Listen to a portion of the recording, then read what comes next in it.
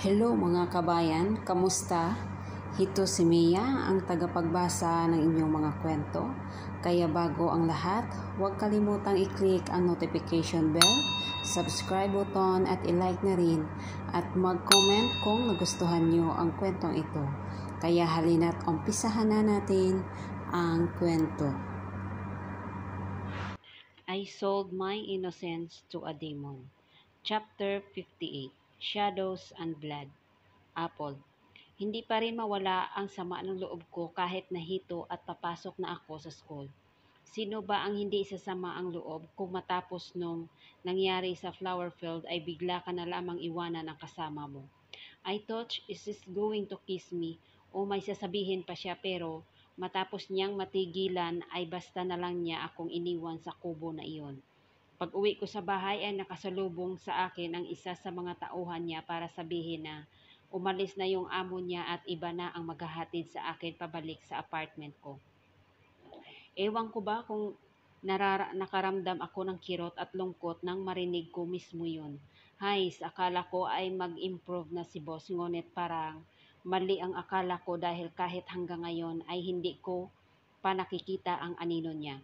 Habang naglalakad ako papunta sa room ay hindi ko na naman maiwasan ang kabahan. Unang subject namin si Prof. Justin. Makakapasok pa kaya siya? Nakiusap ako kina boss na huwag sasaktan si Prof. Justin kasi kahit ginawa ko ng masama ng lalaking iyon ay hindi ko pa rin maitim na may masasaktan dahil lang sa akin. Napabuga ako ng hangin at bubuksan na sana ang pinto ng classroom nang mapatingin ako sa isang poster na paskil sa gilid ng puno ng classroom. Naningkit ang aking mga mata at otomatikong gumalaw ang mga paa ko upang lapitan ang poster. Bakit may ganito sa pader at sa kabalik may picture ni Prof. Justin ito? Maliliit lang ang mga litra kaya yumuko pa ako at mas lumapit para lang mabasa ito. Justice for our Professor Justin. Namilog ang aking mga mata at nabitawan ko ang hawak kong mga libro dahil sa nabasa. Justice? Anong justice? Bakit humahanap sila ng hustisya? Gulong-gulo na ako sa nangyayari at hindi ko alam kung ano ang gagawin ko.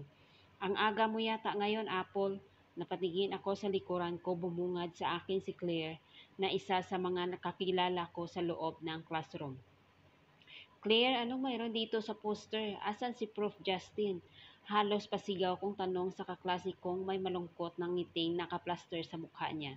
Nilapitan ni Claire ang poster at saka ako tinignan.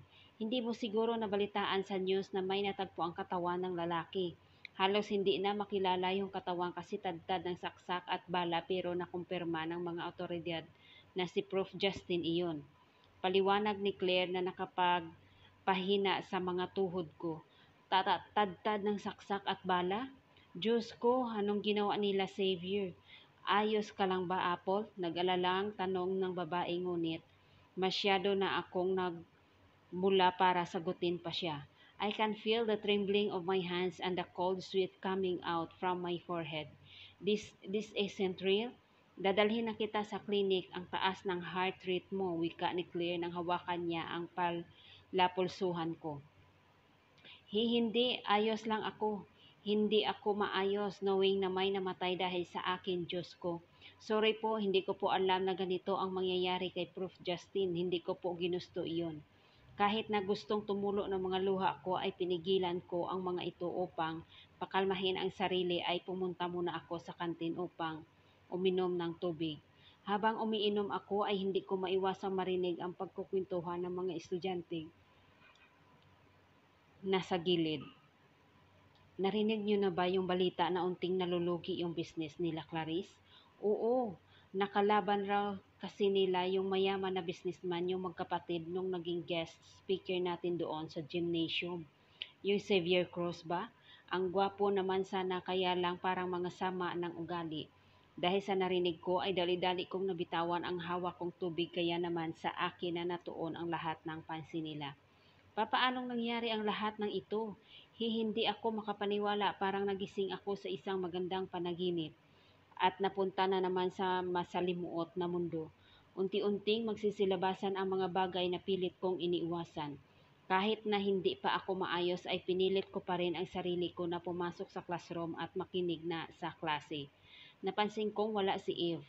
Hindi uma-absent yon kahit na may sakit siya, kaya bakit wala siya ngayon? Gusto ko sanang ayusin ang lahat sa pagitan namin, siya lang ang kaibigan ko dito sa school, kaya hindi ko kakayanin na magkahiwalay kami ng may sama ng loob sa isa't isa. Ilang oras ang lumipas bago matapos ang klase namin. Papasok na sana ako sa trabaho ng maagaw ng isang diskusyon ang atensyon ko. Sa gate ng school, may mga pulis, kumpol ang mga teacher at estudyante. Ano kaya ang mayroon dito? Kawawa naman yung estudyante. Tinambangan raw ng mga lalaking nakaitim. Bakit naman kaya? Iilan lang yan sa mga naririnig ko at dahil nga kinakabahan ako sa hindi malamang dahilan ay pinilit kong lumakad at makipagsiksikan sa kumpol ng mga tao.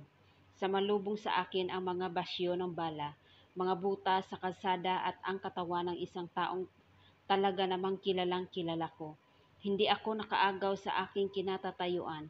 Lahat yata ng santo ay natawag ko na habang titig na titig ako sa katawan ng babae na halos hindi na makilala. Pero hindi ako pwede magkamali. Yung suot na bracelet ng bangkay, kamukha noon yung bracelet na binigay ko kay Eve. Nagsimula nang manubig ang aking mga mata. Eve, anak, bigla na lamang sumulpot ang ina ng kaibigan ko. Nagwawala at hindi makamayaw nang lumapit sa katawan ng anak upang mag-iiyak.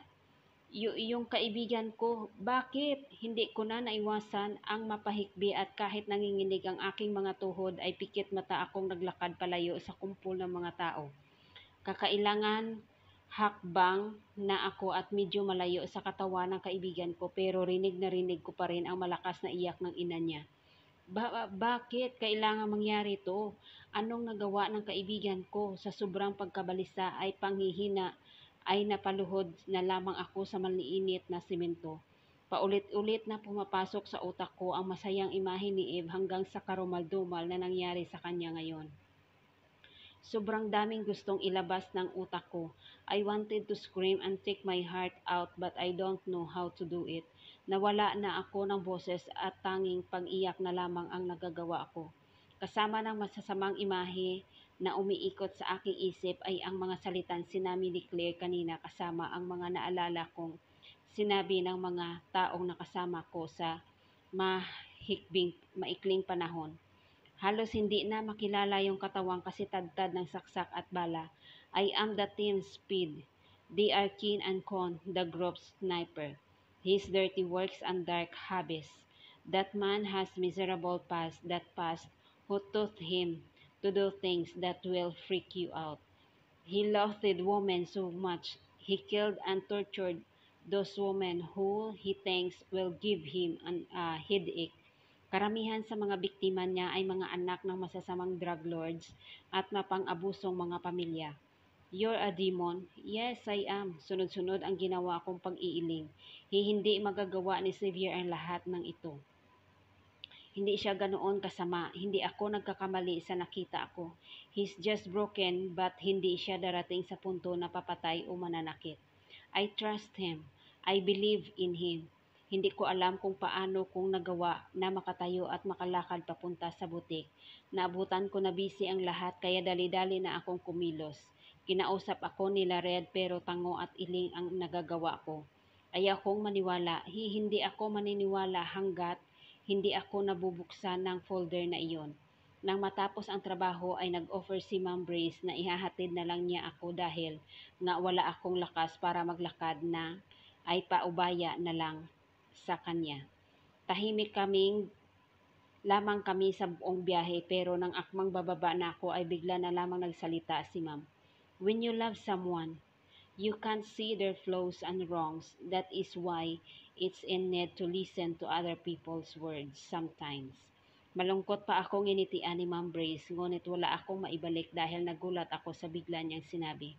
Anong gustong palabasin ni Ma'am? If it's about love, huwag kang mahihiyang humingi ng payo sa amin.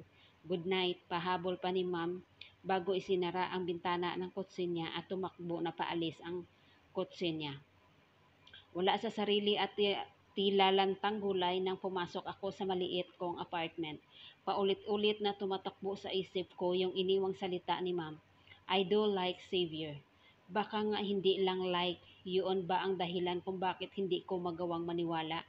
Pinunasan ko ang luhang tumulo sa mga mata ko. Kung ikukumpara ko ang sa sarili ko ngayon sa isang bagay, mas magandang sabihin na para lang akong zombie sa itsura ko sa galaw. My heart as time passed by is shattering into pieces. Lahat ng impormasyon na nakukuha ko saya ngayon ay unti-unti akong sinisira. Professor Justin is dead. My friend died. Clarice's wealth is slowly being taken away. Napatigil ako sa harap ng nightstand dito sa kwarto ko. Napako ang aking tingin sa folder na binigay ni Sion. The images inside that folder are very disturbing. I want you to open that when you're ready. Yon ang sinabi sa akin ni Sion nang ibigay niya ang folder na ito at sa tingin ko ay ito na ang tamang oras para malaman kung ano ang totoo. Abot-abot ang kaba ko at ramdam ko ang panginginig ng mga kamay ko nang hawakan ko ang folder. Kung ano man ang makikita ko ngayon, ano kaya ang magiging epekto nito sa amin ni Xavier? Sunod-sunod ang ginawa kong paglunok at gamit ang natitirang lakas na meron ako ay pilit kong binuksan ang folder. Oh God, the images are too much to explain. These pictures, hindi ko na alam kung anong nangyari pero namalayan ko na lang ang sarili ko na dali-daling sinunog ang mga larawan na sana ay hindi ko na lamang nakita. My heart is pounding faster. Na tila ba kanina pa nakalimutan nitong tumibok. Namamawis ang mga kamay at noo ko at kahit na wala namang dapat ikatakot ay ayaw mawala. Wala ng panginginig ng aking katawan. How did I made myself like this? Chapter 59. Happiness is Big Wish. Apple. Ilang linggo na ang nakalipas simula nang malaman ko ang katotohanan at sumampal sa akin ang nakakatakot na impormasyon tungkol sa lalaking pinagkakatiwalaan ko. Hindi ko na siya nakitaan at wala akong balak na makita siya dahil hanggang ngayon ay nararamdaman ko pa rin yung sakit at pait. May mga namatay dahil sa akin, nasira ang buhay ni Clarice dahil sa akin. Sinubukan kong kalimutan ang lahat pero naiinis ako sa sarili ko. Dahil kahit anong gawin ko ay pilit pa rin hinahanap nitong puso ko ang lalaking yon. Hindi ko na alam kung anong nangyayari. Naguguluhan na ako. Apple, hindi ka ba sasali sa Christmas party natin ngayon? Tanong ni Claire nang mapansin siguro niyang nagmamadali ako makaalis ngayon. Hindi naman talaga ako pumunta rito sa school para makisali sa Christmas party. Pinasa ko lang kay ma'am yung manuscript ng thesis ko para wala akong problemahin. Pag umuwi ako ng probinsya, Pasko na kasi sa Makalawa at gusto kong umuwi para makasama sana mamang at tatang. Nakahanda na nga lahat ng gamit ko at sinabihan kami ni ma'am na yung ibang employee na hinire niya muna ang magtatrabaho sa butik. Bibigyan niya raw kami na nila Red ng bakasyon dahil kailangan namin iyon tulad niya. Kailangan ko na kasing umuwi sa probinsya. Doon ako magpapasko, paliwanag ko kay Claire na naging kaibigan ko na rin sa maikling panahon. Napakabait ni Claire at napakasweet ni rin nito. Ang swerte ko nga kasi nagkaroon ulit ako ng bagong kaibigan.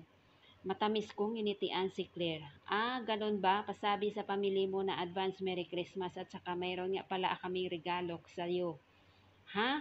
May regalo pa sa akin?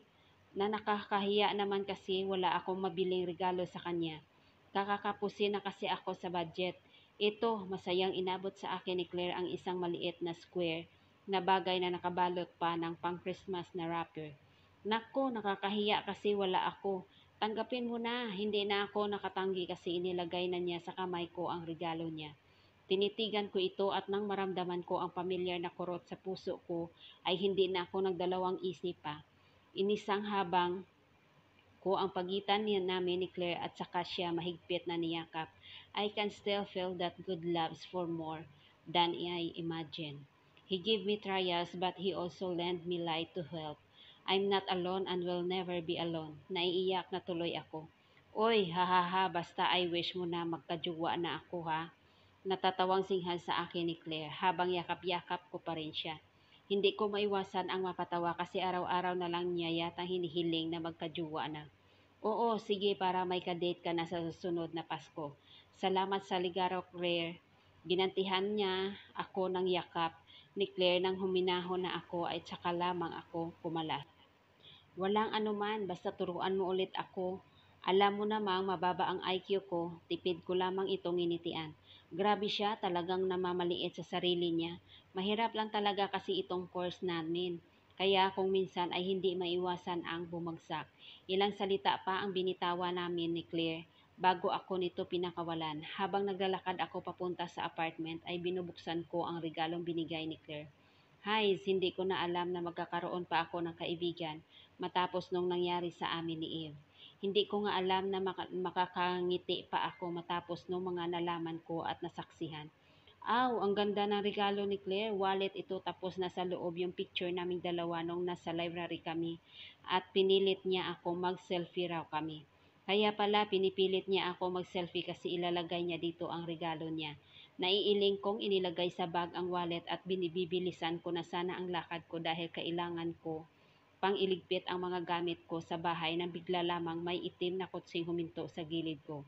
Napahinto rin ako, tuloy ako sa paglalakad dahil bumisina ito. Sino ba ang may-ari ng kutsing ito? Bumukas ang pinto ng kotse. Wow! Pakiramdam ko ay nabuhusan ako ng malamig na tubig nang mula sa mahaling sasakyan ay lumabas ang lalaking matagal ko nang hindi nakikita. Sumandal siya sa kotse niya at kinindatan ako. Puging-pugi ang dating niya sa suot na itim na long sleeve at khaki shirt. Yung totoo, nandito ba siya para pumorma? Nginitian ko siya at nakapahalukip-kip na sinuri ang tingin dahilan upang tumaas ang sulok ng namumula-mula niyang labi. You're still cute, Apple. Makangiting litanya ni Sayon bago ako pinasadahan ng tingin mula ulo hanggang paa at dahil nga mataas ang kumpiyansya ko ay kinindatan ko pa siya sabay post sa tila isang modelo. Sinusuri niya kasi ako kaya magandang mag-post na. Napatawa si Sayon at hindi pa man ako makakapagsalita ay humakbang na siya palapit. Pinitik ng lalaki ang noo ko. Grabe siya, ngayon nga lang nagpakita tapos nanakit pa yung totoo. Pumunta nga lang ba rito siya para saktan ako o may iba pa? Napaayos ako ng tayo at yung sagad ng ngiting meron ako kanina ay unti-unti na lamang naging simangot. Muli ko na namang naalala yung kuya niya. Naalala ko na naman kasi iyong mga araw na kasama ko si Xavier sa bahay na iyon. Those precious moments that keep on haunting me. Nawala rin ang ngisi ni Sayon kasi siguro naramdaman niya ang pag-iiba ng mood ko. Bakit nandito ka? Tanong ko sa lalaki. Aayain sana kitang magbandi ngayon. I'm so stressed, I need to some time for fun. Malungkot na sagot ng lalaki. Miski ako ay napasimangot dahil hindi na naaawa ako sa kanya kundi dahil naiinis. Anong tingin niya sa akin? Stress reliever? At saka anong have some fun? Anong banding? Tanong ko. Mamamasyal sa mall o maglaro sa park? Mamili ka. Mapagikhim ako dahil sa binigay niyang choices. Bakit ganyan sila magkakapatid? Akala ba nila ay bata pa ako? Hindi pa ba sapat yung height ko para masabi ko sa kanya na matanda na ako? Nakakapikon ka na sila. Sinimangautan ko si Sayon ngunit nang nakakainis na lalaki ng papi ay pasabay nguso. Hayes, paano ko ba matatanggihan ang lalaking tumulong sa akin at nagdala sa akin sa napakagandang lugar na iyon? Inisip niya ang mental health na noon tapos ngayon siya naman ang may problema. Anong masama kung ako naman ang tumulong sa kanya ngayon? Sagad kong initian si Sayon at sa hindi ko malamang dahilan ay bigla na lamang akong kinabahan. Parang bigla akong nakaramdam na may hindi magandang mangyayari. Sunod-sunod ang ginawa kong paglunok bago ko iginala ang tingin ko sa paligid. Sa mall na lang tayo para maglalaro tayo doon sa arcade. Marami na akong tickets. Hindi dapat ako mag-isip ng mga negatibong bagay kasi tutulungan ko si Sayon ngayon, magpapasko pa naman na kaya dapat kahit papaano ay may mapasaya ako. Ginitian ako ni Sayon at hindi ako maiwasan ang mapasinghap ng bigla nitong hawakan ang aking kamay at hilahin ako papasok sa kotse niya. Guess, ano bang nangyayari at kinikilabutan ako? Baka dahil kaamoy ng kotse ni Sayon ang kotse ng kuya niya. May problema ba? Tanong ng kasama ko ngunit umiiling lang ako sa kanya. Do you want to talk about Hala, wag na, nanahimik si boss kaya huwag na nating pagkwentuhan. Inunahan ko na sayon dahil sa mas lalo lamang bibilis ang tibok ng puso ko sa tuwing maririnig ko ang kahit na anong impormasyon tungkol sa lalaking iyon. Marami akong nalamang masama tungkol sa kanya pero nakakapagtaka na hindi pa rin magbabago ang reaksyon ng puso ko sa tuwing siya ang topic. And by the way, bakit parang mas pumandak ka? Biglang tanong ni Sayo na hindi lang pinipreno ang bibig niya. Tinapunan ko siya ng masamang tingin at kahit alam kong magmamaniho ang loko ay mahina ko pa rin tinadyakan ang paa niya. Kailangan ba talagang banggitin yung height ko? Tanggap ko naman na gasol lang ako pagdating sa kanilang magkakapatid pero hindi naman siguro kailangan i-broadcast pa niya. So do you like my paradise? Tukoy ni Sayon doon sa bahay na pinadalhan niya sa akin. Siyempre naman okay na okay ako sa paradise na yon ni Sayon kasi sobrang ganda ng paligid tapos ang friendly ng mga tao. Na-enjoy ko rin kasi kasama ko ang kuya niya. Sunod-sunod ang nagawa kong paglunok nang maalala ko yung gabing kung saan magkatabi kaming natulog ni Xavier. I was secretly touching Xavier's face that night. Ano kasi mahimbing yung tulog ni Xavier at naisipan kong haplusin ang mukha niya noong gabi na iyon. Tapos hindi ko na sinasadya at hindi ko napigilan yung sarili ko na halikan siya sa tungki ng ilong niya na nagulat rin ako ng gabing yun. Hindi ko ini-expect na magagawa ko yun kaya simulan noon ay pinangako ko na sa sarili kong hindi na ako tatabi kay Xavier nang walang kumpol ng unan sa pagitan namin. Oo naman, ang ganda nung estatwa lalo na yung anghel na may hawak na star. Yung anghel na ala wishing well talaga yung tinutukoy ko. Gusto kong malaman kung talagang pwedeng humiling doon. Bigla na lamang napangiti si Sayon. Hindi ko alam kung bakit pero baka may naisip siyang joke sa isip niya tapos hindi na lang niya sinabi kasi alam niyang siya din ang matatawa. The falling angel statue. Naglagay ka ba ng coins na paanan niya? Biglang tanong ni Sayon kaya naman napayuko ako. Dapat bang hindi maglagay ng coins doon? Oo, mahina kong sagot na umani naman ang malakas na tawa sa kasama ko. Anong nakakatuwa sa ginawa ko? Gusto ko naman subukan kung magkakatuo yung wish ko. Ang sabi nila Lolo, dati pwede raw nang mag-wish sa angel na yon kaya lagi silang naglalagay ni Lola ng coins doon. Napatango naman ako. So, totoo naman pala na wishing angel yon? Bakit natatawa siya? Maniwala ako doon pero si Save hindi, wala naman akong pakialam sa kanya pero araw-araw akong tinatawanan ni Xavier dahil naghuhulog ako ng coins doon sa estatwa. Ang tawag pa niya sa akin noon ay Greasy Myth Followers na napahigpit ang pagkakahawak ko sa seatbelt nang marinig ko na naman ang pangalan niya.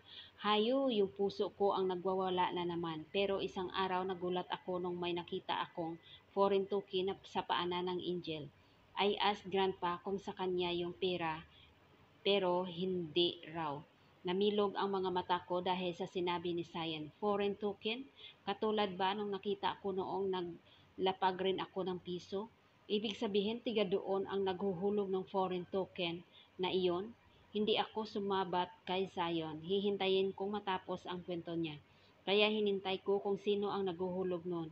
Nagtago pa ako sa talabihan para lang hindi mapansin. I was so shocked when I saw my brother. Si Save yung naglalagay ng foreign token sa paanan ng angel. He was wishing for happiness. Nanigas ako sa aking kinauupuan at sa sobrang lakas ng tibok ng puso ko ay hindi ko na magawa pang marinig ang sinasabi ni Sayon. Tatama bang narinig ko? Humihiling si Xavier ng happiness? Oh God, we have the same ways. Hindi ko makapaniwalang tinignan si Sayon pero hindi yata niya napapansin na balisa ako kasi hanggang ngayon ay nagsasalita pa rin siya. Totoo ba itong nalaman ko? Hindi ko alam kung bakit pero yung pader na tinayo ko laban kay Xavier unti-unti yung nagunaw. Nagunaw dahil lang sa katotohanan na muli kong nalaman. Xavier is wishing for happiness. Makamukha lang ba kami ng nararamdaman? Is he lonely too? Chapter 60. Unleash the Best. Apple. Hindi na namin namalayan pa ni Sayon ang oras dahil sobra kaming nag-i-enjoy kakalaro. Kung hindi ko nga lang kailangan na umuwi para ayusin ang gamit ko, baka nakalimutan ko nang umuwi. Hindi mapugto-pugto ang ngiting nakaplaster sa aking labi habang tinatahak namin ni Sayon ang daan papunta sa apartment na tinitirhan ko. Nakakataba ng puso kasi kinuwento sa akin ni Sayon lahat ng nangyari sa kanila noong bata sila. Ibig sabihin lang noon ay pinagkakatiwalaan niya ako. Sobrang saya ko na talaga pero nang malaman ko yung nakaraan ni Xavier, unti-unting nawala yung saya ko. Napalitan ito ng bigat at hapdi dahil sa katotohanang biktima si Xavier ng kidnap for ransom. Ang mas masakla pa doon ay mismong ang ina pa nila ang nagpadakip sa kanila. Nakaligtas si Sayon kasi pinatakas siya ng kuya niya pero si Xavier, natikman niya ang buhay na hindi lubos maisip ng ibang tao. Akala ko ay hindi niya naranasan na mahirapan pero maling-mali ako. Nakokonsensya tuloy ako lalo at hinusgahan ko siya. Hindi si Xavier ang pumatay kay Eve. Sinabi sa akin ni Sayon na konektado yung kaibigan ko sa isang sindikato at dahil gusto ng tumiwalag ni Eve ay tinumba na siya ng iba pang miyembro. Yon ang explanation kung bakit iniiwasan ko ako ng kaibigan ko. I called Eve's mom to confirm it. At kahit gusto niyang manatiling maayos ang imahe ng anak niya ay hindi raw niya kayang magsinungaling sa akin. Yes, Eve is part of the syndicate who sells drugs and women for money. Hindi ko inaakalang na ang kaibigan ko na pinagkatiwalaan ko ay magagawa ang mga bagay na iyon. Oo, mahirap lang kami pero hindi tama na gamitin namin ang kapwa namin para lang magkapera. Galit ako kay Eve pero magbabago pa ba iyon? As for Prof. Justin and Clarice, kinumpirma ni Sayo na talagang ang kuya niya ang may gawa noon dahilan para hindi natuluyang napatawad ni Xavier. May namatay pa rin dahil sa akin. May nahihirapan dahil sa akin at kahit kailan hinding-hindi ko gustong mangyari iyon. Sinasabi ng iba na dapat ay maging thankful ako dahil meron akong Xavier na pumoprotekta sa akin, but no. Hindi ako masaya kasi pumatay si Xavier ng tao. Napahigpit ang pagkakahawak ko sa jacket na suot-suot ko habang si Sayo naman ay saglit akong tinapuna ng tingin. It's getting darker tapos kukunti na lang din ang mga tao dito sa street na ito kasi halos lahat ng nandito ay nangungupahan lang baka kasi nagsialisan na sila. So, you're going home? Yet, can I come with you? Namilog ang aking mga mata dahil sa tanong ni Sayon. Gusto niyang sumama? Pero bakit? Wala naman siyang mapapala kung sasama siya sa akin. Kinunutan ko ng noo si Sayon. Sa amin ka magpapasko? Naguguluhan kong tanong kasi di ba may kapatid ka naman siya kaya bakit sasama siya sa akin? Yes, can I? Napanguso ako sa lalaki. Gusto ko namang isama siya pero kasi may isang pamilya pa siya na dapat makasama niya ngayong Pasko. Kailangan niya siya ng kuya niya lalo na sa ganitong klaseng panahon. Kailangan ka ng kuya mo, kayong dalawa na nga lang ang magkakasama tapos iiwanan mo pa siya sa panahon na dapat ay kasama mo siya. Nakita ko ang pagkawala sa ngiti ni Sayon, ngunit hindi iyon naging dahilan para hindi ako mapangiti. Naalala ko kasi yung pamilya ko tuwing magsiselebrate kami ng Christmas. Wala man kaming sosyal o madaming handa pero kumpleto kami at masarap ang luto ni Mamang. Kung sana makakapagluto lang ulit si Mamang, baka mas lalong maganda ang Pasko namin. Gusto ko pa sanang magpaturo kay Mamang kung paano lutuin yung paborito kong pagkain kaya lang hindi na niya ako matuturuan kasi hindi siya makakapagsalita ng maayos. Tapos hindi na rin siya makakagalaw ng mabuti dahil nga sa na-stroke siya. He doesn't need me. Kailangan niya ang sarili niya. Malamig na litanya ni Sayon habang abala pa rin sa pagmamaneho. No, hindi man magawang ipakita ng kuya mo sa iyo pero kailangan na kailangan kanya. Totoo iyon. Naramdaman ko ang iyon noong kasama ko si Xavier sa bahay ni Sayon. Naramdaman ko na hindi kaya ni Xavier na palaging nag-iisa kasi may mga bagay na hindi niya kayang gawin lalo na kung may sugat siya o sakit. Napatikhim si Sayon at dahil sa mga alam kong nalungkot siya ay iginalaw ko ang aking kamay upang hawakan ang isang kamay niyang nakapatong lang sa kanyang hita. Wala akong maramdamang kakaiba maliban sa call of friendship. Ibang-iba sa nararamdaman ko tuwing si Xavier ang humahawak sa kamay ko.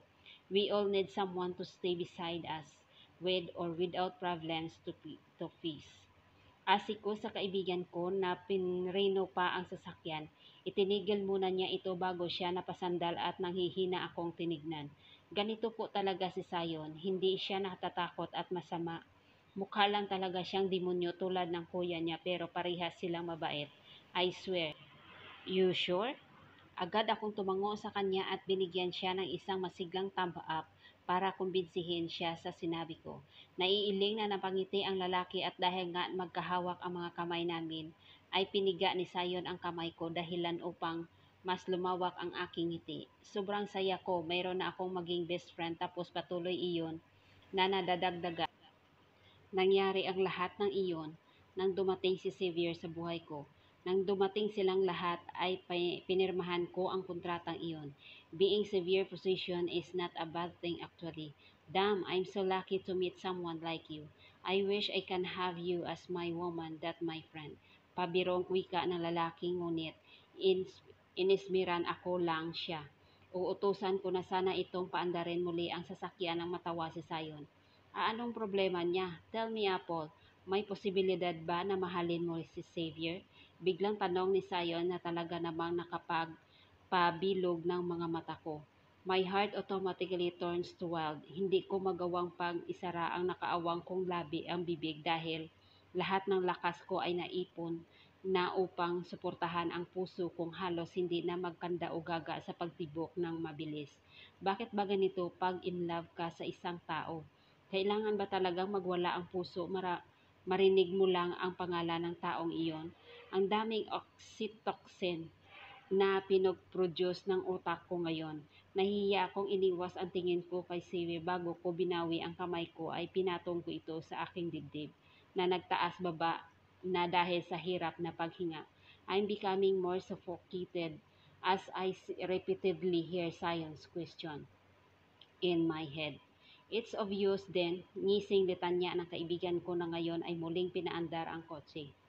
It's obvious, then there's no point on denying it. Isang malaki malungkot na ngiti ang binigay ko kay Sayon bago ko hinawi ang iilang hibla ng buhok na humaharang sa aking mukha. I already love him. Halos pabulong kong sabi habang pinaglalaro ko ang iilang hibla ng buhok ko. This is the only way para pigilan ko ang sarili ko na mapatili ng malakas. Tuwing maiisip ko kasi na mahal ko na si Sayon ay hindi ko na maiwasang kiligin ng sobra. Hindi ko tuloy mapigilan ng pasigaw minsan o kaya ay mapagtatalon sa tuwa. Hi, I knew it. Hindi ko lang gusto ang lalaking yun kasi kakaiba na itong nararamdaman ko. Namilog ang mga mata ni Sayon, ngunit nanatili ang tingin niya sa kalsada. How? Gulat pa nitong tanong. Napatigil ako sa paglalaro sa buhok ko at napatigil sandali. How? Actually, hindi ko siya minahal dahil sa itsura niya kasi naiinis ako na matangkad siya at bunsot ako.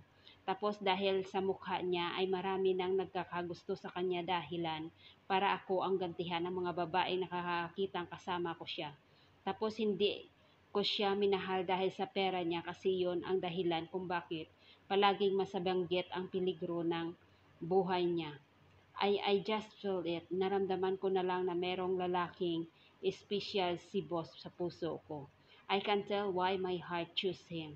Hindi ko masabi kung bakit nararamdaman ko yung bawat sakit na tinitiis niya. I don't even know kung bakit ako masasaktan tuwing nasasaktan siya at nagiging masaya ako pag masaya siya.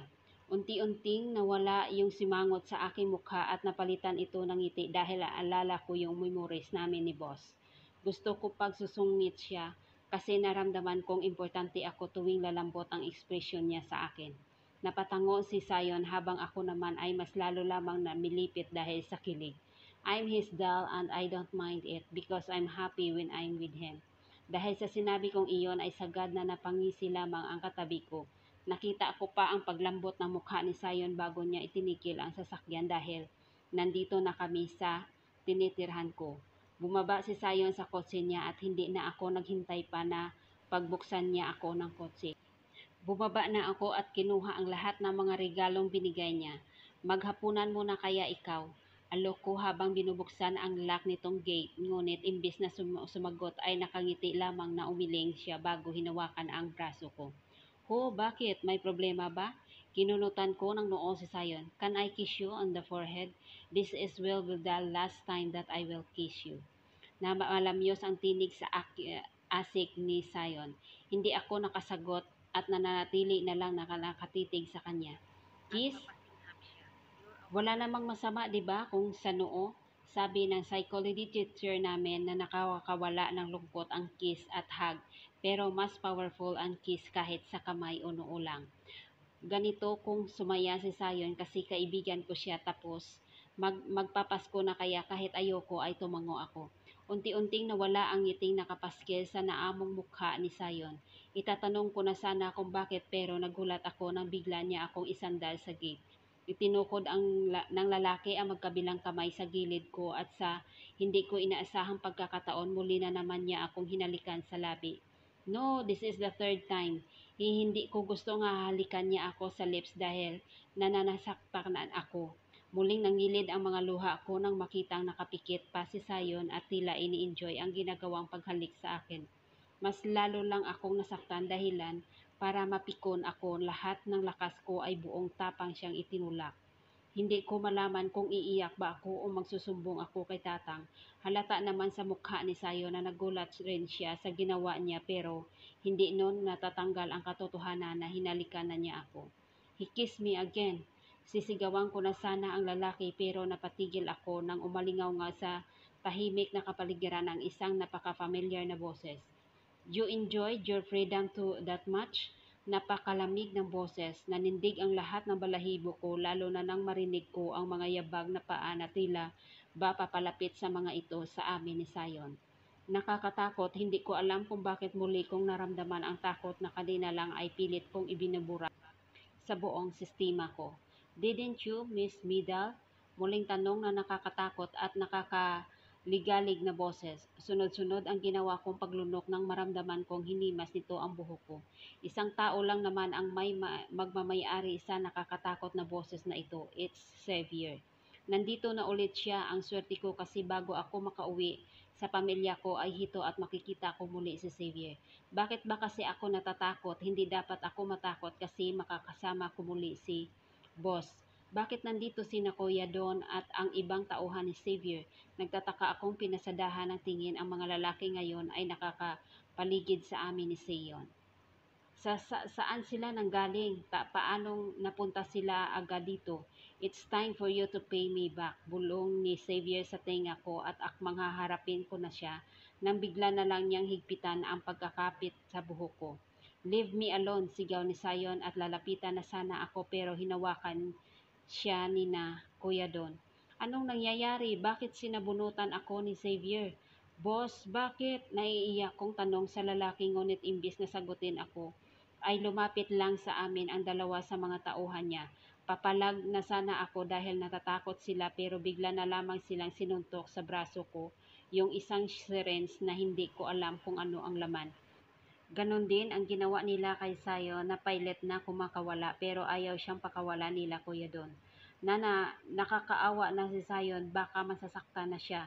Papalag pa sana ako sa mga lalaking nakahawak sa akin pero hindi ko maintindihan kung bakit bigla na lamang nanlambot ang mga buto ko.